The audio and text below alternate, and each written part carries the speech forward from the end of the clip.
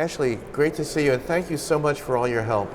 It's been a pleasure, Andy. I always learn so much whenever I work with you, so thank you for the opportunity. Well, we had incredible access to amazing people, and I know you hadn't had the opportunity to participate or see much going on stage, but we certainly had our own eye view right here, bird's eye view of what's going on. So tell us some of your takeaways of the conversations that you've had here for BTV at the Future of TV Ad Forum. Well, I say this every year that we're here, and I'll just repeat it to sort of level set. Europe is not a country, right? So I think what I've noticed over the last 4 or 5 years we've been together here is that consistently it is DNA of the European market and also of the UK, despite all the politics that are occurring right now, to cooperate. So in the UK in particular, what I'm seeing actually is a lot of cooperation across sales houses that are not only going so far as to embrace collaboration initiatives like that of OpenAP in the US, where they sort of normalize or standardize audience segments or audience definitions or audience data sets. This was specifically for addressable, so this is data. They're going so far as to standardize the operation, the delivery, the definitions, the technical specifications of those things, the whole way through the line. And so what I see happening because of the spirit of collaboration in the UK, and the same with initiatives and the alliance that is occurring and being built right now in Germany for addressable, what I see ultimately is that the sell side of the value chain and a lot of the technology enablers and the sales houses are willing to do the work for buyers to make addressable, actionable, and meaningful faster.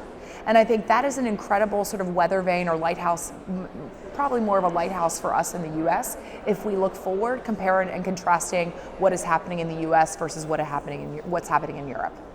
So Ash, how is this going to sort out in terms of the winners and losers? And we see a lot of big players from the data side to the platform side, to the walled gardens. It's going to be a big year, of course, coming up with all the streaming services, but what are some of your thoughts about how things will shake out and who will come out on top?